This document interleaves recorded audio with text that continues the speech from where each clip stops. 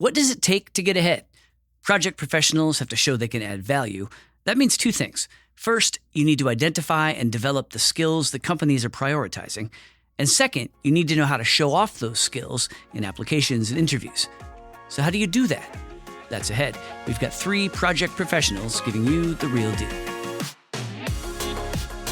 In today's fast-paced and complex business landscape, project professionals lead the way, delivering value while tackling critical challenges and embracing innovative ways of working.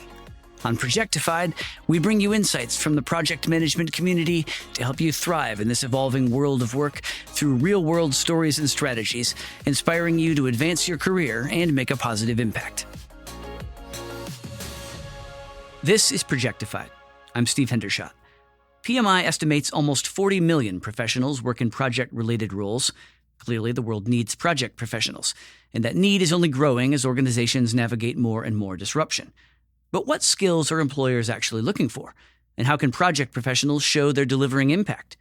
We're talking with project management leaders about what skills you need in today's market and how to highlight them to get that next role. Now let's go to our conversation with 3 project leaders for some real talk about the job market.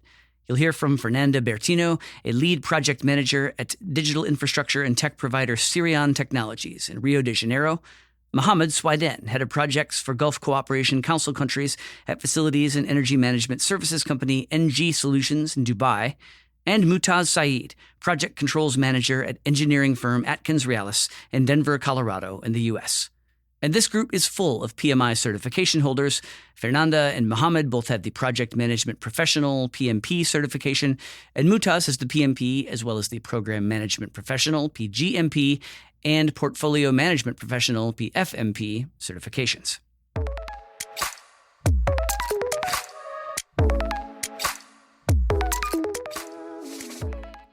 Thanks everyone for joining us. Now let's talk about the career outlook for project professionals in 2025. Whether someone is looking to take on a new role or working to stay ahead of emerging trends, what skills or knowledge should project professionals be focusing on? I believe the top interpersonal or power skills project professionals need to have is a good communication. Things during a project happens really fast. Our natural reaction is to just go with the flow and do lots of things at once. But efficient communication requires attention. From that, I believe we can capture risks. We can see the real needs from our clients.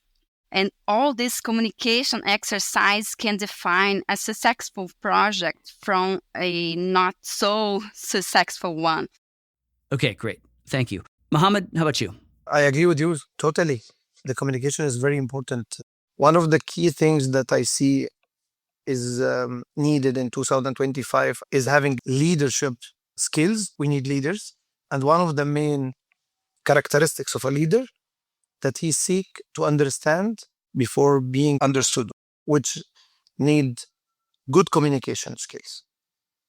What about on the technical side? What's the knowledge where you feel like it's most important to level up your game this year, or advising a listener to do the same? Data analysis, it's become like a big player. Most of the managers need to have these skills on their resume and on their experience, because now we are dealing with data all the time. For example, I'm speaking on construction projects like schedule, cost, risk analysis, and schedule analysis, and also we incorporate AI tools. So, for example, there is like multiple trusted AI tools that we can use to help us and save a lot of time to do all of these analysis. And of course, we need to double check after that. I agree with Mutaz that we are dealing with a huge amount of data. AI is here. Luckily, AI came this couple of years and evolved very quickly.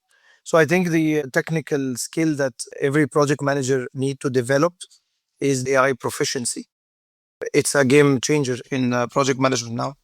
From inception till closure of the project, you can use the AI in a lot of things. But bear in mind that cybersecurity is a very important thing that you have to take care about the data that you are throwing into the AI to help you? Here in Brazil, we're starting a strong artificial intelligence movement towards project management. We can see lots of specific courses about artificial intelligence. For us, project managers, I believe we can have plenty of very good tools that we can apply with little experience.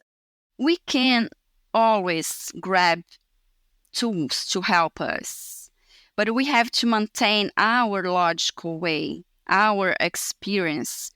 So even though we use artificial intelligence to save time, we cannot lose our critical thinking, because this is what at the end of the day will make our personal mark, right?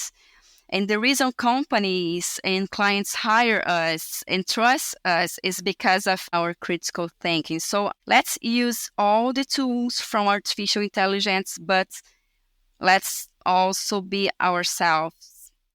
What about change management? How will this help project managers in 2025? It's a big thing right now, and it will impact the projects in good or bad, like to be ahead of schedule or behind the schedule. Change management plan, change control processes need to be adapted by companies and by teams. As a leaders and managers, we need to monitor these processes and procedures for the whole time of the project. I'd love to hear how you suggest getting up to speed. What's an example recently for any of you where you've seen a skill that you thought could use some developing? What was the skill, but also more importantly, what were the steps that you took to level up? For me, the AI is a skill that I wanted to learn. Then I found that the BMI have courses. I take two of them. One of them is impacted me so much, which was how to write a prompt, how to talk to the AI.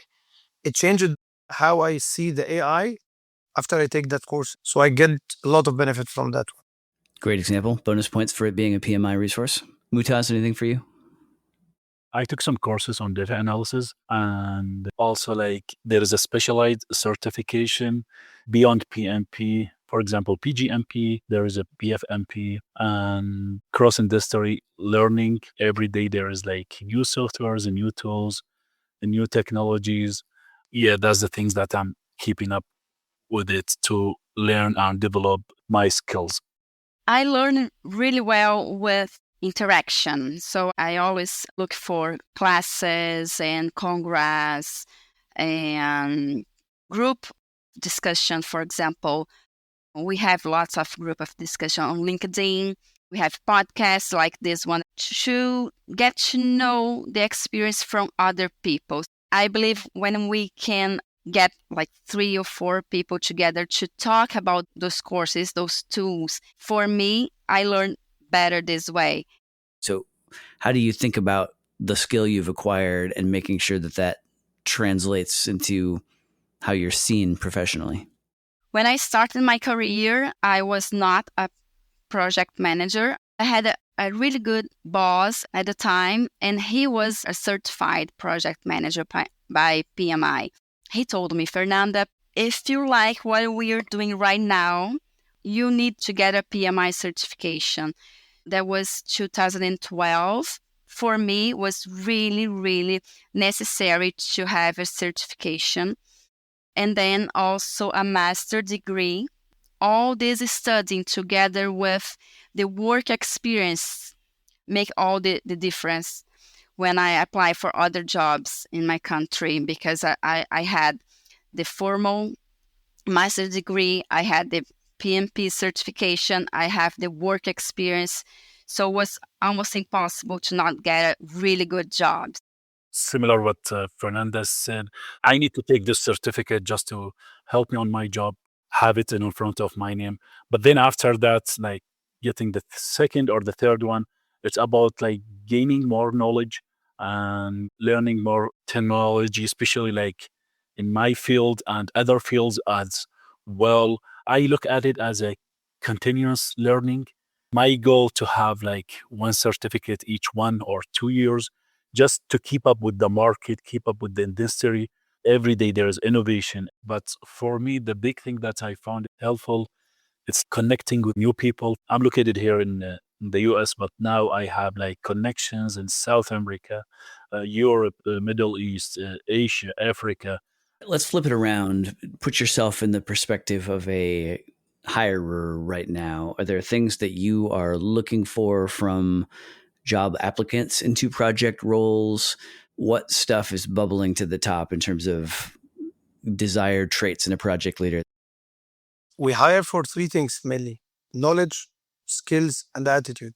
When we have project managers or junior, let's say, engineer joining the team or senior, so the knowledge of the market, knowledge of project management, there is basics that should be there, up to how you are using the AI. We are using this question in the meetings with the candidates to see how much knowledge they know. Then we move to the skill, how you are using this knowledge and what are the results that you are bringing. How is it a skill in his portfolio, let's say a framework? Third thing is the attitude. Why he gained the knowledge? Why he developed the skill? What is he looking for? What is driving that is for us the attitude. I'm always evaluating the three anchors of any personality. So having the knowledge now of AI is good. Using the AI with the practice that can be evident, can be presented. And the attitude comes within, because the attitude transfer the knowledge into skill. That's how I see it. That's perfect. And it's really true.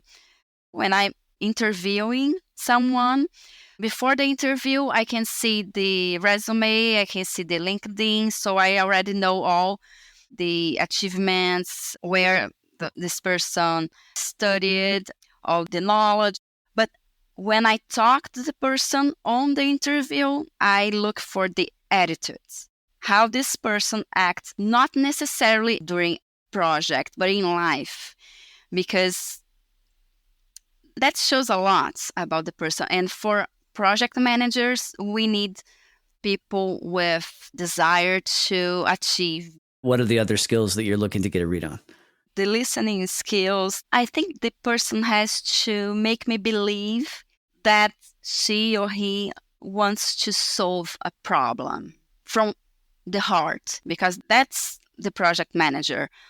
We come across lots of problems to solve, and I really want to feel that energy and that compromise. I agree fully with Fernanda. The attitude is on the top. It can transfer the knowledge into skill easily. But knowledge, it should match the job. For example, we are doing BV solar project, a huge one in Saudi Arabia. So we need the knowledge. Part of it is the GCC culture. Part of it is the BV and this kind of projects. Not deep technical knowledge, but knowledge about this kind of projects. Knowledge of the industry. But one of the main issues that I will search for, approved a leader.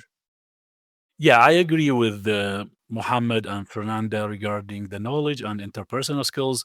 I just want to add one more thing: to be proactive. We find this interpersonal skills like help us a lot, especially on mega projects. Self-driven, not waiting for the manager or superintendent to show the personnel how to start the work. Being proactive, that's a big thing. So, how can people best show off their knowledge and skills on a CV or resume? What are you wanting to see there versus what you want to talk about, say, in an interview? In CVs, I'm searching for the achievements. Online, which is something I'm doing now, is reading experience that is shared. Some people now put pictures, videos from current projects, and I read how they describe the topic. On resume, like I focus on the outcome, not just responsibilities. For example, deliver 200 million projects under budget tells stronger story than just listing tasks, and make the resume like 3 or 4 pages. And regarding like LinkedIn, they share the why behind projects, explaining the thinking process, shows how they approach challenges, that's put values on the projects and the skills that they have. For me, when I look at a resume or a LinkedIn, I look for the achievements as well, understanding the history of that person. And sometimes I'm looking for juniors, so the achievements will be smaller. For senior positions, I believe the achievements have to be more complex. And also, I look for other interesting. Is that person a runner? Is that person a traveler? Is that person a pet lover? Does that person do other things than work? Right? Because sometimes we focus only on technical, only on work achievements, but behind all that, who is that person? I'd love to hear from each of you one piece of advice to project professionals when it comes to standing out in the job market this year, whether that's positioning yourself for internal promotion, trying to get the next gig, whatever it might be. How would you suggest that they take a step to stand out? I believe there are two things. The first thing is find your own mark. Think about, for example, 5 good things that people remember when they think about you. What are those 5 things? And once you have this list, make it stand out on your daily basis. So there's an exercise, really simple exercise that you can do. Select about 10 people and ask them to write down on a piece of paper 5 things that they remember about you. So you're going to have 50 things, right? And you see across all those pieces of paper, the things that pops up more. That's how people see you. If those things are good things, give attention to explore and to accept this as your mark on your career. And the other thing that I always say is be honest with you and with your boss. If you wanted to earn a promotion, try to understand your gaps and the gaps of your area on the company and make a project plan to solve that. You're a project manager, right? So make your own project plan towards those gaps, your gaps and the gaps of the area that you work for. That's great. I love the structure of it. It oozes some project management orientation, and it sounds like it would really be effective. Mutaz, how about you? Articulate value creation, like always frame your experience in terms of business outcomes, not just project outputs, and build a narrative, connect your career experience into a coherent story that shows progressive mastery of increasingly complex project environments and invest on continuous learning. Stay ahead of industry trends, particularly in the integration of digital technologies with the traditional projects methods. Leave the clock and look at the compass. Where you want to go, as Fernanda was saying, do the gap analysis between where you are now and where you want to be. Analyze it, put targets, expand your knowledge and skills, build then strong online presence, then network with every person you know or you might know that can help you. Network through attending events, forums, online seminars, whatever that can help you to reach that target. Okay, awesome. Thank you, everybody. Thank you a lot. Thank you. Thank you so much.